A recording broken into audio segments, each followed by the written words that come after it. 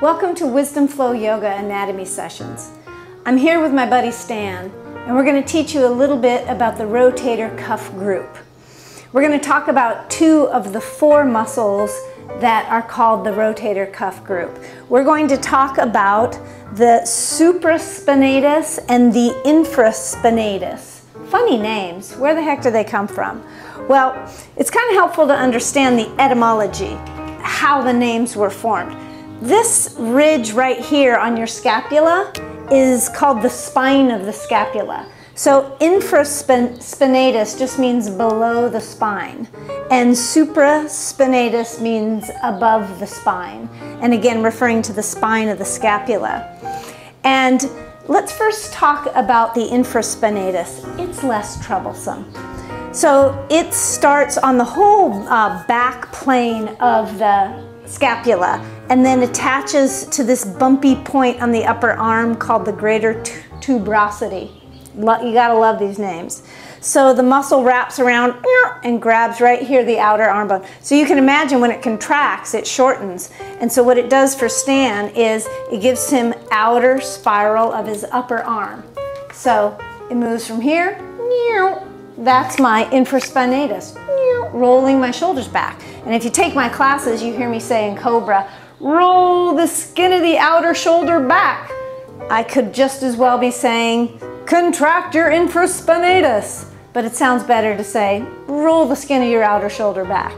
So the infraspinatus, one of the rotator cuff groups, it gives us external rotation, outer spiral of the upper arm bone. Now the supraspinatus sits right here. There's almost like a little dish that it sits in. And you can just, it's one of those muscles that feels, sometimes it's tender, but feels really good to press on. Now the thing about the supraspinatus that makes it a little bit troublesome is it snakes through this little hole. Maybe you can see my finger snaking through this little pile of bone. So the clavicle, the collarbone, meets the acromion process. That's this little bony protrusion off the spine of the scapula. And then this is the coracoid process, another wonky little curve in the scapula. And this muscle's tendon comes through this hole to attach to the top of the humerus head, the upper arm bone head. So when it contracts, it goes, it helps us with abduction, lifting the upper arm. But the reason it's sometimes troublesome for us is because it shares this little groove with another big tendon that we use a lot, the bicep tendon. The long head of the bicep. Actually, Stan, would you face the camera? Don't be shy.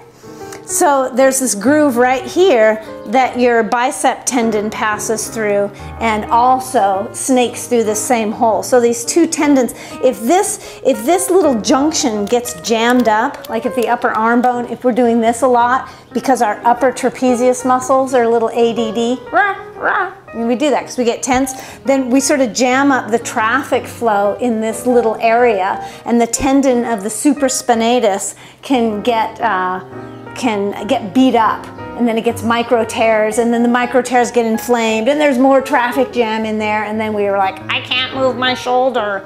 So one of the best things to do to support your rotator cuff group, first of all, keep them strong, so don't hang out here more. But the other thing we can do is learn to use the lower trapezius muscles. So the lower the trapezius muscles make a diamond shape, right? And we're really good at using the upper trapezius muscles. Oh my God, life's coming at me, right? We get all stressy. But we're not so good at using the lower trapezius muscles. And those are the muscles that are like, I have the courage to face anything, right? There's an energy behind all of these alignments that we make. So the lower trapezius muscles draw the bottom tips of the shoulder blades toward the spine and really activate the upper back right here below the heart. They help us stand tall. They help us integrate the spine into the body. They support our heart, and they also free the upper traps. And when the upper traps are freed, again, this little space right here that the supraspinatus tendon moves through, it can be kept clear, and our shoulder can be moved more freely. So now you know more about these two muscles of your rotator cuff group, the infraspinatus right here where my hand is, and it helps with outer spiral of the upper arm. And then the supraspinatus, attaching through this little puka, that means hole in Hawaiian, and attaches to the top of the head, and when it contracts, it'll lift the arm, right? So infraspinatus, supraspinatus, now you know a little bit more about how your body works, and you can enjoy your practice a bit more. Thanks for tuning in to Wisdom Flow Yoga Anatomy.